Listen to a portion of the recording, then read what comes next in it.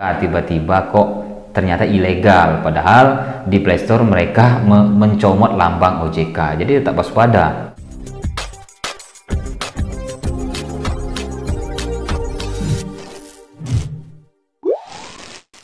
Assalamualaikum warahmatullahi wabarakatuh. Selamat datang kembali dengan saya MRG. Sebelumnya saya mengucapkan ribuan terima kasih kepada teman-teman semua yang selalu support channel ini. Saya selalu mendoakan semoga teman-teman selalu dalam keadaan sehat walafiat, dimurahkan rezekinya, dan diberikan kekuatan lebih oleh Allah Subhanahu wa Ta'ala yang saat ini masih bermasalah atau menghadapi teror-teror dari DC pinjaman online. Ini banyak sekali pertanyaan ya.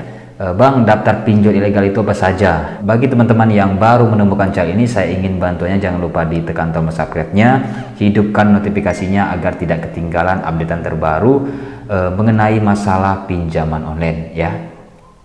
Sebenarnya simpel saja ya untuk mengetahui apa saja pinjol ilegal ya. Pinjol ilegal kita kan tahu ya, mereka tidak terdaftar di Otoritas Jasa Keuangan. Nah, di sini saya ingin menjelaskan dulu bagaimana cara mengecek pinjol legal ya, biar teman-teman tidak bertanya lagi ya.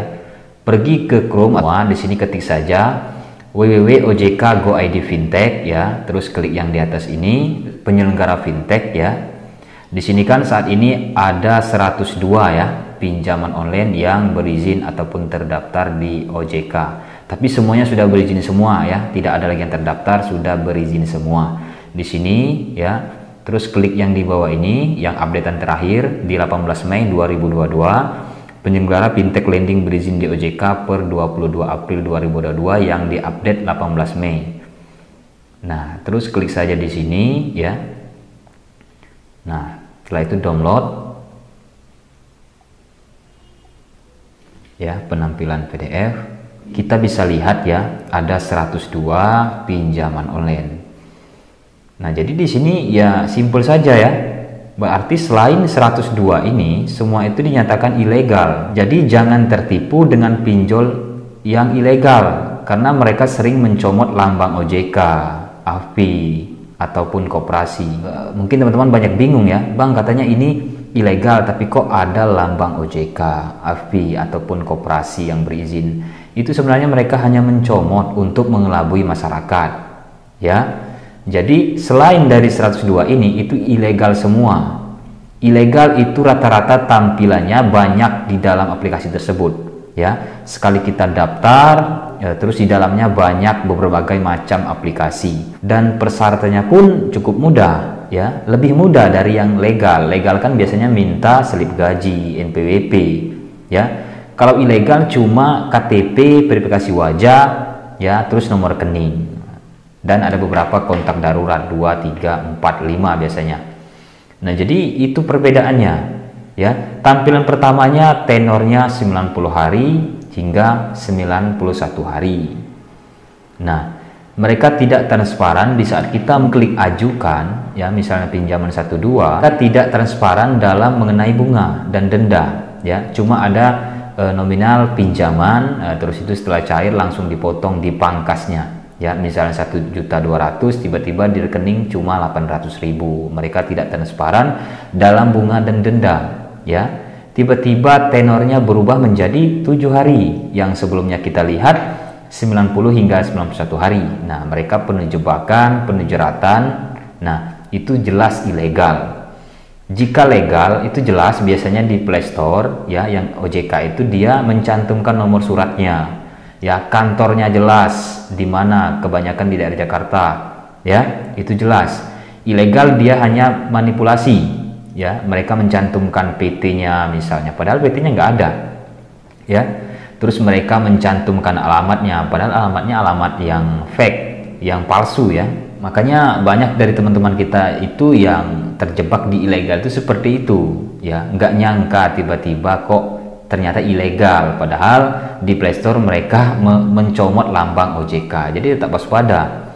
Jadi untuk mengetahui pinjol legal selalu update ya, dicek di website resminya di www.ojk.go.id ya. Jadi hanya 102. Lalu bagaimana nanti jika terjadi ataupun terjadi pinjol ilegal, itu sudah pasti disebar data ya. Kalau pinjol legal biasanya mereka hanya melakukan pengancaman akan mendatangi tempat kerja, akan menghubungi ARD, itu sudah pasti ya, sudah tentu dihubungi ARD. Tetapi juga tidak terus-terusan, tidak mengganggu aktivitas kantor ya, dalam artian tidak menteror, hanya menanyakan keberadaan kita ya. Mungkin ya 1 hari 1 kali 2 kali itu masih dimaklumi. Ketika 1 hari berkali-kali itu sudah menteror, itu bisa dilaporkan ya. Itu yang legal. Yang ilegal dia sebar ke daftar kontak ya, yang legal tidak. Walaupun ada beberapa DC yang hanya mengancam saja, saya akan sebarkan daftar kontak Anda, itu hanya pengancaman saja. Ketika kalian balas chatnya, silahkan, mereka juga tidak akan berani karena mereka berizin ya. Jadi untuk ilegal itu sudah pasti dihubungi daftar kontak ketika kita gagal bayar di pinjol ilegal. Oleh karena itu pertanyaan dari teman-teman yang apa saja pinjol ilegal, alangkah baiknya kita ngecek pinjol legal dulu ya. Ketika kita mengetahui pinjol legal ada berapa banyak, 102, maka selain dari 102 itu dinyatakan ilegal. Tetap waspada dengan pinjol ilegal ya, kecuali ini ada beberapa teman-teman yang cair ya, seperti aplikasi Dompet Excellent, memang sengaja itu menggunakan data fake, itu tidak apa-apa ya. Data fake berarti daftar kontak palsu, apalagi ditambah adanya statement resmi dari pemerintah bahwa pinjol ilegal nggak usah dibayar. Itu banyak sekali teman-teman yang berupaya atau sengaja mengajukan ya. Memang caranya seperti itu ya, ajukan menggunakan data fake ya, terus setelah pencairan hapus aplikasinya, ganti nomor handphone. Cuma cara seperti itu untuk membasmi ya, untuk membangkrutkan pinjol ilegal. Karena kita tidak bisa sepenuhnya berharap dengan pemerintah ya, karena server dari pinjol ilegal ini banyaknya di luar negeri, berapa persen saja di Indonesia ya. Pekerjaannya Indonesia ya, developernya ataupun bos-bosnya banyak ya WNA ya. Jadi Indonesia sebagai DC-nya, sebagai karyawannya.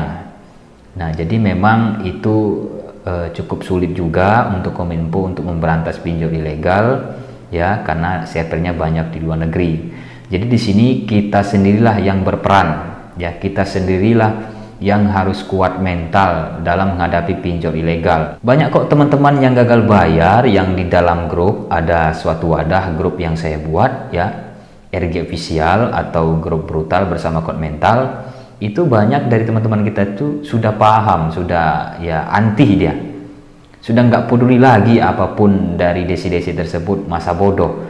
Nah, saya maunya seperti itu ya teman-teman. Misalnya ketika sudah diteror ya, dihubungi dan diancam ingin proses hukum, ingin mengunjungi RT RW setempat, lurah atau camat ataupun apapun itu, nggak usah direspon, jawab saja silahkan.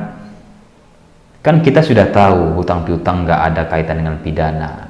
Beda pula ketika kita memang menyalahgunakan data orang lain, itu bisa dipidana. Ini kan data kita sendiri yang kita input. Jadi nggak perlu takut apapun aksi-aksi dari penagihan DC pinjaman online ya. Mereka memang hanya menakut-nakuti saja.